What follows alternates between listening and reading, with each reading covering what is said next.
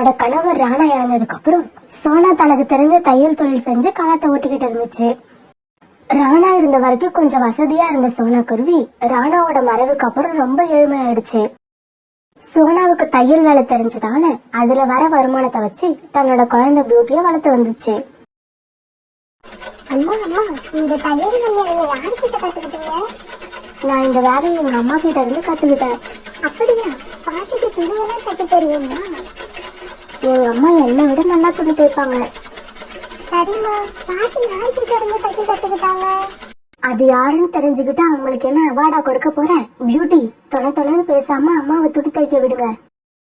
பியூட்டியை இப்படி பேசாம இருக்க சொல்லிட்டு சோனா குருவி மறுபடியும் துணி தைக்க ஆரம்பிச்சது. இப்ப பண்டிகை காலம், அதனால சோனா நிறைய ஆடைகளை தச்சு எடுத்துக்கிட்டு போய் மார்க்கெட்ல வித்துட்டு வரும். இதுக்காக சோனா மிக கடுமையா உழைக்க வேண்டி வந்தது. பகல் பூராவும் வேலை செஞ்சு எனக்கு ராத்திரியும் ரொம்ப நேரம் வரைக்கும் கண் வச்சு வேலை செய்யும்.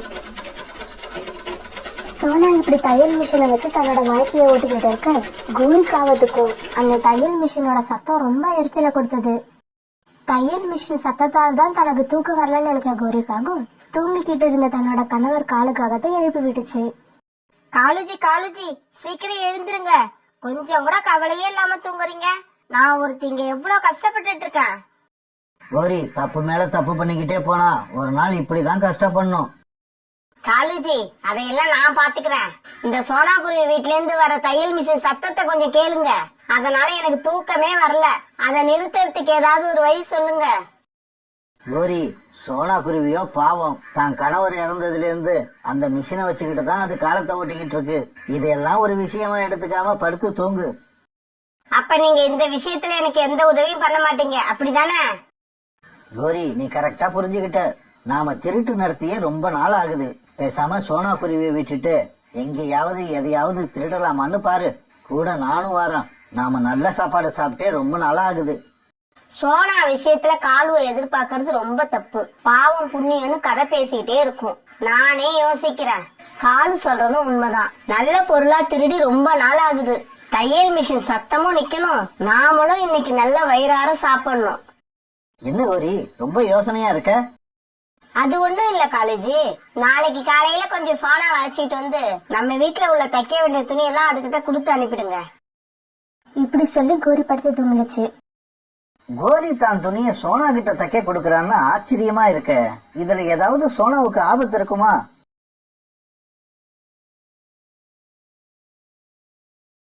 மறுநாள் காலையிலேயே காலுக்காக சோனா வீட்டுக்கு போச்சு. சோனா, வீட்டுல கொஞ்சம் தைக்க வேண்டிய துணியெல்லாம் நிறைய இருக்கு. நீ கொஞ்சம் வீட்டுக்கு வந்து அதையெல்லாம் எடுத்துட்டு வந்துடுறியா? சரி காலண்ணா, இப்பவே வரேன். அம்மா அம்மா, நானும் உங்க கூட வரேம்மா. எனக்கு இங்க வீட்டுல இருந்து போர் அடிக்குது. சரி வா. இப்படி சொன்ன சோனா பியூட்டிய கூட்டுக்கிட்டு காலுக்காக வீட்டுக்கு போச்சு. கோரிக்காக இது எல்லாத்தையும் ஒரு மரத்துக்கு பின்னால இருந்து ஒழிஞ்சு பாத்துக்கிட்டு இருந்துச்சு. சோனா குருவியும் பியூட்டியும் காலுக்காகவும் கூட போனதை பார்த்த கோரி இப்ப சோனா வீட்டுக்கு பறந்து போச்சு. பிறகு சோனா குருவியோட தையல் மிஷின் எடுத்த கோரிக்காகவும் அங்க இருந்து பறந்து போச்சு. சோனா, இந்த துணியெல்லாம் எடுத்துக்க. இதுல எல்லாரோட துணியும் இருக்கு. அப்புறம் கோரி உங்ககிட்ட துணியை கொடுக்க சொன்னதே எனக்கு ஆச்சரியமா இருக்கு. தையல் எல்லாம் நல்லா இருக்கட்டும், துணியை நல்லபடியா தச்சு கொடு. சோனாவோட தையல் மிஷின் எடுத்துக்கிட்டு பக்கத்து கடைக்கு போன கோரிக்காகவும் ஒரு கடையில அந்த மிஷினை 1000 ரூபாய்க்கு வித்து காசு வாங்கிச்சு. தன்னோட தையல் மிஷின் திருட்டு போன விஷயம் தெரியாத சோனா குருவி காலுக்காக வீட்டுல இருந்து தன்னோட வீட்டுக்கு போச்சு. வீட்டுக்கு போய் தையல் மிஷின் காணும்னு தெரிஞ்ச சோனா குருவி ரொம்ப அதிர்ச்சி ஆயிடுச்சு. பியூட்டி, நம்மளோட தையல் மிஷின் எங்க? ஐயோ கடவுளே, யாரோ திருடிக்கிட்டு போயிட்டாங்க போல இருக்கு. அம்மா, அந்த தையல் மிஷின் இல்லைன்னா நமக்கு எப்படிமா வருமானம் வரும்? இதை எடுத்துக்கிட்டு போனவங்க கிடைச்ச விலைக்கு வித்துட்டு இன்னைக்கு ஒரு நாள் சந்தோஷமா இருப்பாங்க. ஆனா அதனால நம்ம வீட்டுல 2 ஜீவனுக்கு சாப்பாடு இல்லாம போயிருங்கிறது அவங்களுக்கு தெரியாது. காலேஜி எழுந்துருங்க. நல்ல சாப்பாடே சாப்பிடலன்னு சொன்னீங்கல்ல, எழுந்திருச்சு பாருங்க. கோரி இப்படி சொன்ன உடனே காலுக்காக அவசரமா எழுந்திருச்சு பார்த்தது. பிரியாணி அங்க இருந்ததை பார்த்த காலுவுக்கு ரொம்ப சந்தோஷம். பிறகு காலுக்காகவும் கோரிக்காகவும் பிரியாணியை ரொம்ப சந்தோஷமா சாப்பிட்டாங்க. கோரி, நீ இப்பெல்லாம் தனியாவே திருட ஆரம்பிச்சிட்டல்ல? எதை திருடி வித்து இந்த பிரியாணி வாங்கின? காலேஜி, சோனா குருவியோட தையல் மிஷினையே திருடி வித்துட்டேன். இனி தையல் மிஷின் சத்தமும் கேட்காது. நாமளும் இன்னைக்கு வயிறார சாப்பிட்டோம். எப்படி இந்த கோரியோட ஐடியா? கோரி, நீ இப்படி பண்ணுவன்னு நான் கொஞ்சம் கூட எதிர்பார்க்கல. திருடுறதே தப்புதான், அதுவும் ஏழைங்க கிட்ட திருடுறது ரொம்ப தப்பு. இப்படியே சில நாட்கள் நகர்ந்துச்சு. பிறகு ஒரு நாள் சோனா குருவி பியூட்டியை அழைச்சுக்கிட்டு ராணி புறாவை பார்க்க போச்சு. ராணி தங்கச்சி, நான் ஒரு முக்கியமான வேலையா உன்னை பார்க்க வந்தேன். சொல்லுங்கக்கா, என்ன விஷயம்? என்னோட தையல் மிஷினை யாரோ திருடிக்கிட்டு போயிட்டாங்க. என்கிட்ட புதுசா மிஷின் வாங்கவும் காசு இல்ல. அதனாலதான் உன்னை பார்த்துட்டு போகலான்னு வந்தேன். இந்த மாதிரி திருடுறவங்களுக்கு எல்லாம் இதயமே இருக்காது போல இருக்கு. ஏழைங்க வீட்ல இந்த மாதிரி திருடி அவங்க என்னதான் சாதிக்க போறாங்களோ. ராணி, நீ எனக்கு புது மிஷின் வாங்க பணம் கடனா கொடுத்தா நான் இந்த பண்டிகை முடிஞ்ச உடனே உன்னோட கடனை கொடுத்துருவேன். சோனாக்கா, என்கிட்ட அந்த அளவுக்கு பணம் இல்ல. என்கிட்ட 1000 ரூபாய் தான் இருக்கு. இத வாங்கிக்கிட்டு போங்க. உங்களால எப்ப முடியுதோ அப்ப திருப்பி கொடுங்க. பிறகு சோனா ராணி புறாவுக்கு நன்றி சொல்லிட்டு அங்கிருந்து பறந்து போச்சு. இங்க பாருங்கம்மா, புது மிஷின் வாங்கணும்னா விலை 4000 ரூபாய் 5000 ரூபாய் ஆகும். 1000 ரூபாய்க்கெல்லாம் என்கிட்ட எந்த மிஷினும் இல்ல. இடத்த காலி பண்ணுங்க. சார், கொஞ்சம் தயவு பண்ணுங்க. தையல் மிஷினை வச்சுதான் என் குடும்பமே ஓடிக்கிட்டு இருந்துச்சு. எனக்கு 1000 ரூபாயில ஏதாவது பழைய மிஷின் இருந்தா பாத்து கொடுங்க. என்னம்மா இங்க வந்து அழுவுறீங்க? ஒரு நிமிஷம் இருங்க, வரேன். இப்படி சொல்லிட்டு கடைக்குள்ள போய் வந்தவர் ஒரு பழைய மிஷினை கொண்டு வந்தாரு. இந்தாங்க, இந்த மிஷினை எடுத்துக்கிட்டு போங்க. இது கொஞ்சம் பழைய மிஷின் தான். கொஞ்ச நாளைக்கு முன்னால ஒரு வயதான பறவை இந்த மிஷினை கொண்டு வந்து கொடுத்துச்சு.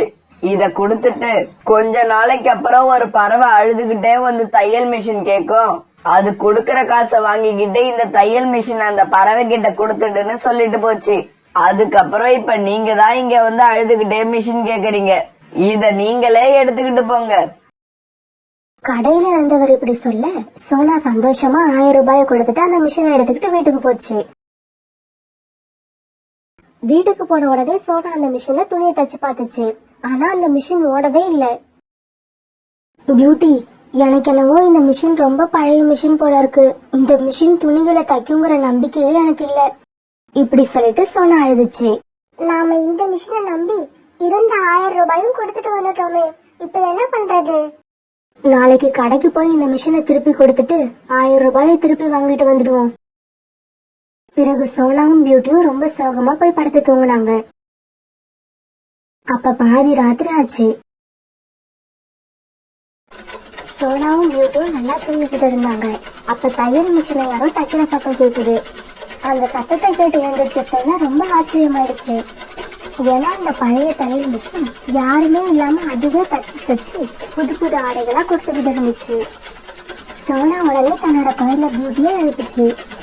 பியூட்டி, இங்க பாரு, நம்ம பழைய தையல் மிஷின் யாருமே இல்லாம எப்படி தைக்குதுன்னு. அம்மா, இந்த மிஷின் மந்திர தையல் மிஷின் நினைக்கிறேன். இந்த மிஷினை நமக்காக கடவுள் தான் இந்த கடையில கொடுத்துட்டு போயிருக்காரு. பியூட்டி, நீ சொல்றது அப்படியே நானும் ஒத்துக்கிறேன். அதுதான் உண்மையும் கூட. நிறைய புது துணிகளை தச்சதுக்கு அப்புறம் அந்த தையல் மிஷின் தானாவே நின்னுடுச்சு. பிறகு சோனாவும் பியூட்டியும் புது துணிகளை எல்லாம் ஒன்னா சேர்த்து கட்டி கட்டி வச்சாங்க. சோனாவும் பியூட்டியும் இப்ப ரொம்ப சந்தோஷமா இருந்தாங்க.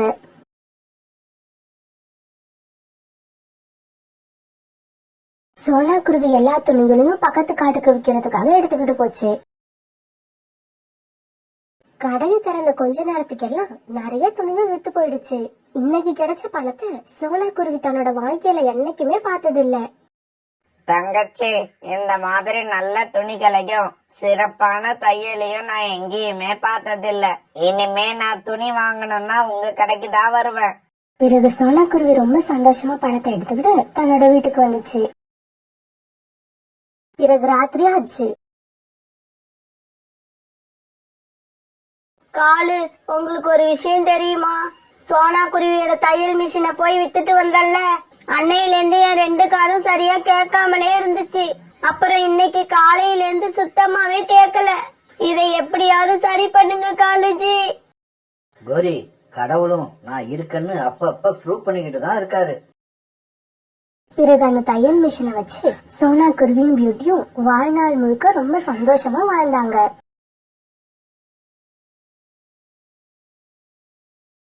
அந்த காட்டுல சீசன் மரம் துவங்கின நேரம் அது. பூ பூத்திருந்த எல்லா மரங்களிலும் பூ இப்ப காயா மாறி பழுக்க ஆரம்பிச்ச நேரம் அது. காட்டுல இருந்த ஒரு பெரிய ஆப்பிள் மரத்துல மட்டும் இன்னும் பூவே பூக்காம இருந்தது. அதனால அந்த பெரிய ஆப்பிள் மரம் ரொம்ப கவலையா இருந்தது. இந்த சமயத்துல போன வருஷம் இந்த ஆப்பிள் மரத்தோட இனிப்பு மிகுந்த ஆப்பிள நிறைய சாப்பிட்டு ருசி கண்ட காலுக்காகவும் கோரிக்காகவும் இந்த வருஷமும் அந்த ஆப்பிள் மரத்துல ஆப்பிள் பழுத்திருக்குன்னு நம்பி அந்த மரத்தை நோக்கி பறந்து வந்தாங்க. ஆனா மரத்துக்கிட்ட வந்து மரத்தை பார்த்த இவங்க மரத்துல பழங்களே இல்லைன்னு தெரிஞ்ச உடனே ரொம்ப ஏமாற்றம் ஆனாங்க. என்ன காலுஜி, இந்த மரத்துல ஆப்பிள் இருக்கும்னு நினைச்சு சாப்பிட வந்தா இன்னும் இங்க பூவே வைக்கல. அப்ப நாம இந்த வருஷம் இந்த ஆப்பிள் மரத்தை நம்பி எந்த பிரயோஜனமும் இல்லைன்னு நினைக்கிறேன். ஏன்னா இதுவரைக்கும் ஒரு பூ கூட வைக்காத இந்த ஆப்பிள் மரமா இதுக்கப்புறம் பூ பூத்து காய் காய்ச்சி நாம சாப்பிட கனிகளை கொடுக்க போகுது. அதனால இந்த வருஷம் நம்ம உணவுக்கு வேற ஏதாவது ஏற்பாடு பண்ணி ஆகணும். இல்ல, அப்படி இல்ல. நான் இந்த வருஷமும் உங்களுக்கு இனிப்பான சுவையான ஆப்பிள்களை கொடுப்பேன். என்னால கொடுக்க முடியும். ஆனா அதுக்காக நீங்க ஒரு சின்ன வேலையை செய்யணும், அவ்வளவுதான். மர சகோதரா, எனக்கும் காலேஜுக்கும் அதிகமா வேலை செஞ்சு எல்லாம் பழக்கம் இல்ல.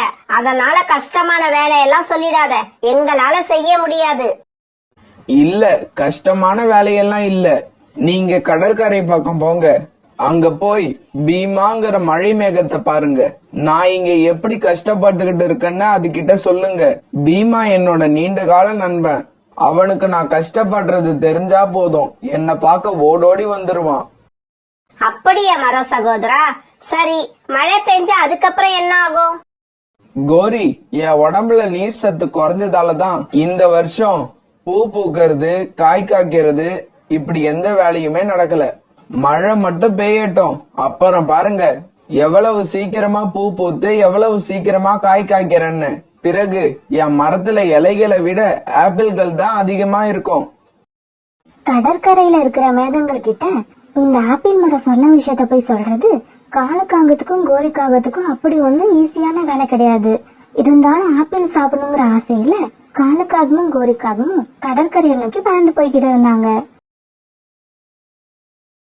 இப்படி பறந்து வந்துகிட்டு இருந்த இவங்க வழியில ஒரு அடர்த்தியான காட்டை பார்த்தாங்க. அந்த காட்டு வழியா பறந்து போய்கிட்டு இருக்கும் போது அந்த காட்டுல ஒரு ஆப்பிள் மரம் இருக்கிறது இவங்களுக்கு தெரிய வந்தது. அந்த மரத்துல இருந்த பெரிய பெரிய ஆப்பிள்கள் நல்ல கலரா பளபளப்பா இருந்துச்சு. காலேஜி, அங்க பாருங்களேன், அந்த மரத்துல எவ்வளவு பெரிய ஆப்பிள்லாம் காய்ச்சி தொங்குதுன்னு. ஆமாங்கோரி, நானும் அந்த மரத்துல உள்ள ஆப்பிள்களை தான் பாத்துக்கிட்டு வரேன். பிறகு காலுக்காகவும் கோரிக்காகவும் அந்த ஆப்பிள் மரத்துல போய் உட்கார்ந்தாங்க. காலேஜி, நமக்கு ஆப்பிள் கிடைச்சிடுச்சு, நமக்கு ஆப்பிள் கிடைச்சிடுச்சு. இனி நாம இஷ்டம் போல ஆப்பிள்களை சாப்பிடலாம். கோரி, நம்ம காட்டுல உள்ள அந்த பெரிய ஆப்பிள் மரம் கடற்கரையில உள்ள மலை மேகங்கள்கிட்ட போய் சொல்லிச்சு. நாம அங்க போய் சொல்ல வேண்டாம்? சொல்லவே வேண்டாம். காலேஜி, ஒரு நிமிஷம் யோசிச்சு பாருங்களேன். நாம இங்க இருந்து கஷ்டப்பட்டு கடற்கரை வரைக்கும் பறந்து போய் அங்க உள்ள மேகங்கள் கிட்ட சொல்ல, பிறகு அந்த மேகங்கள் கடற்கரையிலிருந்து நம்ம காட்டுக்கு பறந்து வந்து அந்த ஆப்பிள் மரம் இருக்கிற பகுதியில மழை பெஞ்சு அதுக்கப்புறம் அந்த மரம் பூ பூத்து காய் காய்ச்சி அந்த காய்கள் ஆப்பிள் பழங்களா மாறி அதுக்கப்புறம் அதை நாம சாப்பிடுறது நல்லதா, இல்ல கண்ணுக்கு எதுக்கு இப்ப இங்க உள்ள ஆப்பிள்களை சாப்பிடுறது நல்லதா? கோரி, நீ சொல்றதுதான் நல்லது. இனிமே நாம நம்ம காட்டுல உள்ள அந்த பெரிய ஆப்பிள் மரம் சொன்னதெல்லாம் செய்யணும்னு அவசியமே கிடையாது. நமக்கு இப்ப இங்க ஒரு புது ஆப்பிள் மரம் கிடைச்சிருச்சு. இனிமே அந்த பழைய ஆப்பிள் மரத்தோட தயவு நமக்கு தேவையும் இல்ல, அத உயிர் பிழைக்க வைக்கணுங்கிற அவசியமும் இல்ல. அது மட்டும் இல்ல காலேஜி, எனக்கு என்னவோ அந்த ஆப்பிள் மரத்துக்கு வயசு அதிகமாயிடுச்சுன்னு நினைக்கிறேன். நாம போய் மேகத்துக்கிட்ட சொல்லி மேகம் வந்து மழை பெஞ்சாலும் அந்த ஆப்பிள் மரம் மறுபடியும் நமக்கு பழங்கள் கொடுக்குங்கிறது இல்லாத ஊருக்கு வழி தேடுற மாதிரி தான். ஆமா கோரி, இனிமே நாம இங்கேயே கூடு கட்டிப்போம். தினமும் இனிப்பான சுவையான ஆப்பிள்களை சாப்பிட்டுட்டு இந்த காட்டிலேயே சந்தோஷமா வாழ்ந்துருவோம். அன்னைக்கு சாயங்காலம் ஆச்சு. கடற்கரை பக்கம் போன காகங்கள் ஏன் இன்னும் திரும்பி வரல? ஒருவேளை காகங்கள் பீமா கிட்ட போய் சொல்லி பீமா வர வேண்டான்னு முடிவு பண்ணி அங்கேயே இருந்திருப்பானோ? இல்ல, என் நண்பன் பீமா அப்படிப்பட்டவன் கிடையாது. எனக்கு ஒரு கஷ்டம்னா முதல் ஆளா ஓடி வந்து நிப்பான். இந்த காகங்கள் கடற்கரை பக்கம் போயே இருக்காதுன்னு நினைக்கிறேன். காலுக்காகத்தையும் கோரிக்காகத்தையும் பத்தி எல்லா பறவைகளும் சொன்னது உண்மைதான்னு இப்பதான் எனக்கு புரியுது. அன்னைக்கு ராத்திரி பூரா மரம் காகங்கள் திரும்பி வராத பத்தி தொடர்ந்து யோசனை பண்ணிக்கிட்டே இருந்தது. மறுநாள் பொழுது விடிஞ்சிச்சு. உணவு தேடி கிளம்பின சோனா குருவி யதார்த்தமா அந்த ஆப்பிள் மரத்துக்கிட்ட வர சோனா குருவிய பார்த்து ஆப்பிள் மரம் சோனா குருவிக்கு இப்படி குரல் கொடுத்துச்சு. சோனா குருவி, சோனா குருவி, ஒரு நிமிஷம் இங்க வா, வந்து என் பேச்ச கேட்டுட்டு போ. என்ன மரம் அண்ணா, நல்லா இருக்கீங்களா? ஆமா, எல்லா மரங்களையும் காய் காய்ச்சி பழமே வச்சிடுச்சு. ஆனா உங்க மரத்துல இன்னும் ஒரு பூ கூட வைக்கல. சோனா, என் உடம்புல நீர் சத்து சுத்தமா குறைஞ்சிருச்சு. உண்மைய சொல்லணும்னா நான் இப்ப கொஞ்சம் கொஞ்சமா செத்துக்கிட்டு இருக்கேன். இதனாலதான் என்னால பூ பூக்கவும் முடியல, காய் காய்க்கவும் முடியல. கடற்கரையில இருக்க பீமாங்கிற மேகம் என்னோட நீண்ட நாள் நண்பன். நான் இருக்கிற நிலைமைய சொல்லி அவனை அழைச்சுக்கிட்டு வர்றதுக்காக நேத்து காலுக்காகத்தையும் கோரிக்காகத்தையும் அனுப்புனேன். ஆனா இப்ப வரைக்கும் செய்திய சொல்ல போன காகங்களும் வரல, என்னோட நண்பனும் வரல. மரம் அண்ணா, அந்த காகங்கள் உங்களுக்கு நண்பர்களா இருக்கலாம், ஆனா அவங்க உங்களுக்கு உதவி செய்வாங்கன்னு நிச்சயமா சொல்ல முடியாது. அவங்க 2 பேருமே ஒரு துரும்ப எடுத்து அந்த பக்கம் போடுறதுக்கு கூட ரொம்ப யோசிப்பாங்க. வடிகட்டியே சோம்பேறிங்க. சோனா, என் மேல கொஞ்சம் கருணை காட்டு. இந்த காகங்கள் போய் என்னோட நண்பனை பார்த்திருக்க மாட்டாங்கன்னு தான் நானும் நினைக்கிறேன். சோனா, நீ தயவு செய்து எனக்காக கடற்கரைக்கு போய் அங்க உள்ள என்னோட மேக நண்பன் பீமாவை பாரு. அவன்கிட்ட நான் படுற கஷ்டத்தை சொல்லு. அப்படி நீ சொல்லிட்டீன்னா அவன் என்னை பார்க்க ஓடோடி வந்துருவான். இத நீ எனக்காக செஞ்சிட்டீனா இந்த வருஷத்துல இருந்து என்னோட ஆப்பிள்களை நான் எல்லா பறவைகளும் சாப்பிட அனுமதிப்பேன். என்னது, இந்த வருஷம் எல்லா பறவைகளுக்கும் உங்களுடைய இனிப்பான ஆப்பிள்களை கொடுக்க போறீங்களா? நீங்க இப்படி சொல்றது எனக்கு ரொம்ப ஆச்சரியமா இருக்கு. ஏன்னா நீங்க எப்பவுமே அந்த காகங்களை மட்டும்தான் நண்பர்களா ஏத்துப்பீங்க. மற்ற பறவைங்களை எல்லாம் உங்க மரத்து பக்கம் வர கூட அனுமதிக்க மாட்டீங்க. இல்ல சோனா, என்னோட மனநிலை இப்ப அப்படி இல்ல. இந்த காகங்களை பத்தி இப்ப நான் ரொம்ப சரியா புரிஞ்சுகிட்டேன். என்கிட்ட பழங்கள் இருந்த வரைக்கும் அவங்க என் மேல பாசம் காட்டுற மாதிரி நடிச்சாங்க. நான் அவங்களுக்கு உதவி செய்யறப்பெல்லாம் ரொம்ப சந்தோஷமா இருந்தாங்க. எனக்கு ஒரு கஷ்டம் வந்து நான் உதவின்னு கேட்ட உடனே அவங்களோட நடவடிக்கையே மாறிடுச்சு. இவங்களை எல்லாம் நண்பர்களா நினைச்சது நான் செஞ்ச பெரிய தப்பு. அதனாலதான் நான் இனிமே எல்லா பறவைகள் கிட்டயும் அன்பா இருக்க போறேன். என்னோட பழங்களை எல்லாருக்குமே தர போறேன். இது கேட்ட சோனா குருவி அங்கிருந்து பறந்து போச்சு. சாயங்காலம் ஆகிறதுக்குள்ள கடற்கரைக்கு போய் சேரணுங்கிற எண்ணத்துல அது ரொம்ப வேகமாவும் பறந்து போச்சு. இப்படி வேகமா பறந்து போய்கிட்டு இருந்த சோனா குருவி ஒரு இடத்துல 2 காகங்களும் ஒரு மரத்துக்கு கீழே உட்கார்ந்து இருக்கிறத பார்த்தது. காகங்களே, நீங்க 2 பேரும் இங்க உட்கார்ந்து என்ன பண்ணிக்கிட்டு இருக்கீங்க? அங்க உங்களோட நண்பனான ஆப்பிள் மரம் இறக்க போற நிலைமையில இருக்கு. நீங்க என்னடானா இங்க உட்கார்ந்து வேற ஒரு மரத்தோட ஆப்பிள சாப்பிட்டுட்டு இருக்கீங்க. என்னது நண்பனா? யாரு எங்களோட நண்பன்? போன வருஷம் வரைக்கும் உங்களுக்கு இனிப்பான ஆப்பிள்களை கொடுத்துக்கிட்டு இருந்துச்சு. அந்த பெரிய ஆப்பிள் மரத்தை தான் சொல்றேன். கடற்கரையில இருக்கிற அதோட மேக நண்பன் கிட்ட போய் சொல்ல சொல்லி உங்களை அனுப்பிச்சதா என்கிட்ட சொல்லுச்சு. அந்த செய்தியை போய் சொன்னீங்களா? ஓஹோ, ஒரு பூ கூட வைக்காத அந்த பெரிய ஆப்பிள் மரத்தை பத்தி சொல்றியா? சோனா, இதுக்கப்புறம் அந்த மரம் எங்களோட நண்பனா இருக்க முடியாது. ஏன்னா அந்த மரத்துக்கு வயசாயிடுச்சு. இதுக்கப்புறமும் அந்த மரத்துக்கிட்ட நாங்க நண்பனா இருந்தா அது எங்களுக்கு உதவி செய்யாது. நாங்க தான் அதுக்கு உதவி செய்யணும். எனக்கு தண்ணியை கொண்டு வா, எனக்கு மருந்த வாங்கிட்டு வான்னு ஏதாவது வேலை வாங்கிக்கிட்டே இருக்கும். அதனால எங்களுக்கு அந்த மரத்தோட நட்பு இனிமே தேவையில்லை. உனக்கு அந்த மரத்தோட நட்பு தேவைப்பட்டா கடற்கரையில உள்ள மேகத்துக்கிட்ட நீ போய் சொல்லு. அதை விட்டுட்டு நாங்க உணவு சாப்பிட்டுட்டு இருக்கும் போது எங்களை வந்து தொல்லை பண்ணாத. சுயநலமே உருவான காகங்களே, உங்க மேல எந்த குத்தமும் சொல்ல முடியாது. உங்களை உண்மையான நண்பர்கள்னு நினைக்கிறாங்க பாருங்க, அவங்களதான் குற்றம் சொல்லணும். இப்படி சொன்ன சோனா குருவி பிறகு அங்கிருந்து கடற்கரையை நோக்கி பறந்து போச்சு. அங்க போய் சேர்ந்த உடனே அங்க இருந்த ஒரு சின்ன மேகத்துக்கிட்ட பீமா மேகத்தை பத்தி சோனா குருவி விசாரிச்சது. சின்ன மேகமே, நான் பீமா மேகத்தை பாக்குறதுக்காக மலை பக்கம் உள்ள காட்டுல இருந்து வந்திருக்கேன். பீமா மேகம் இப்ப எங்க இருக்குன்னு உன்னால சொல்ல முடியுமா? ஓ, பீமா அங்கிள் பத்தி கேக்குறீங்களா? பீமா அங்கிள் அதோ எதிர்ல இருக்கிற கடற்கரையில உக்காந்துருக்காரு. பிறகு சோனா குருவி கடற்கரைக்கு போச்சு. அங்க போய் தூங்கிட்டு இருந்த பீமா மேகத்தை எழுப்புச்சு. பீமா அங்கிள் கொஞ்சம் கண்ணை திறந்து பாருங்க. யாரு என்ன எழுப்புனது? பீமா அங்கிள், நான் தான் உங்களை எழுப்பினேன். நான் மலைப்பக்கம் உள்ள காட்டுல இருந்து வரேன். அங்க உள்ள ஒரு பெரிய ஆப்பிள் மரம் உங்களை உடனே அழைச்சிட்டு வர சொல்லுச்சு. அது நீர் கிடைக்காம ரொம்ப கஷ்டப்பட்டுக்கிட்டு இருக்கு. அந்த பெரிய ஆப்பிள் மரமா? அவன் என்னோட நீண்ட கால நண்பன். என் நண்பன் இப்ப கஷ்டப்படுறானா? என்ன ஆச்சு அவனுக்கு?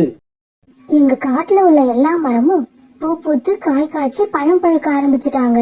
ஆனா உங்களோட நண்பன் மரம் மட்டும் இன்னும் பூ கூட வைக்கல. ஏன்னா அதோட உடம்புல நீர் சத்து ரொம்பவும் குறைஞ்சு போயிடுச்சு. நீங்க இப்போ உடனே வந்தாதான் உங்க நண்பனை காப்பாத்தலாம். இது என்னோட தப்புதான். இந்த வருஷம் மலைப்பக்கம் உள்ள காட்டுக்கு போகலாம் மறந்துட்டேன். குருவி, உடனே கிளம்பு. நான் உன் கூட இப்பவே அந்த காட்டுக்கு வரேன். பிறகு பீமா மேகம் தன்னோட நண்பர்களை எல்லாம் அழைச்சுக்கிட்டு சோனா பின்னாலேயே மலைப்பக்கம் உள்ள காட்டுக்கு பறந்து போச்சு. சோனாவால மேகங்களோட வேகத்துக்கு ஈடு கொடுத்து பறக்க முடியல. அதனால கொஞ்ச நேரம் வரைக்கும் பறந்த சோனா பிறகு ஒரு மேகத்து மேல ஏறி உட்காந்துக்குச்சு. அப்புறம் கொஞ்ச நேரத்துக்கு எல்லாம் எல்லாரும் அந்த பெரிய ஆப்பிள் மரத்துக்கிட்ட வந்து சேர்ந்தாங்க. பிறகு அங்க வந்த மேக கூட்டங்களை பார்த்துட்டு அந்த ஆப்பிள் மரம் ரொம்பவும் சந்தோஷப்பட்டுச்சு. இருந்தாலும் பீமா மேகம் நேரத்தை வீணாக்காம உடனே அந்த ஆப்பிள் மரத்து மேல தன்னோட நண்பர்களை அழைச்சுக்கிட்டு போய் மழை பெய்ய ஆரம்பிச்சது. இப்படி எல்லா மேகமும் சேர்ந்து கொஞ்ச நேரம் மழை பெஞ்சதால அந்த இடமே இப்ப மழை நீரால நிரம்பி வழிய ஆரம்பிச்சது. நண்பா, இந்த வருஷம் உன்னை பார்க்க நான் வர மறந்ததுக்காக என்ன மன்னிச்சிடு. நல்ல வேளை நீயாவது இந்த குருவியை அனுப்பி வச்ச. இல்லன்னா நீ இப்படி கஷ்டப்படுற விஷயம் எனக்கு தெரிஞ்சே இருக்காது. பீமா நண்பா, நான் கஷ்டப்படுறேன் அப்படிங்கிற செய்தியை நீ கேட்ட உடனே இங்க நீ ஓடி வருவன்னு எனக்கு நல்லா தெரியும். எனக்காக இங்க வந்து மழை பெஞ்சதுக்கு ரொம்பவும் நன்றி. இனிமே நான் மறுபடியும் பூ பூக்க ஆரம்பிச்சிருவேன். அந்த பெரிய ஆப்பிள் மரம் இப்படி பேசினதை கேட்ட உடனே பீமா மேகமும் அதோட நண்பர்களும் அந்த இடத்தை விட்டு ரொம்ப சந்தோஷமா மிதந்து போனாங்க. இப்படியே சில நாட்கள் நகர்ந்துச்சு. இப்ப அந்த ஆப்பிள் மரத்துல எல்லா கிளைகளிலும் நிறைய பூக்கள் பூத்து குலுங்க ஆரம்பிச்சது. அத பார்த்த அந்த ஆப்பிள் மரத்துக்கு ரொம்ப சந்தோஷமா இருந்தது. இன்னும் கொஞ்ச நாள் போனதுக்கு அப்புறம் எல்லா பூக்களும் இனிப்பான ருசி மிகுந்த ஆப்பிள் பழங்களா மாற ஆரம்பிச்சது. பிறகு சோனா குருவி அந்த ஆப்பிள் மரத்துல இருந்த ஒரு ஆப்பிள சந்தோஷமா சாப்பிட ஆரம்பிச்சிச்சு. அத பார்த்த அந்த மரத்துக்கு ரொம்ப சந்தோஷம். ஏன்னா அதுக்கு உண்மையான நேர்மையான ஒரு நட்பு கிடைச்சிருச்சு. சுயநலம் மிக்க அந்த காகங்களோட நட்பை இப்ப அந்த மரம் சுத்தமா மறந்து போயிருந்தது.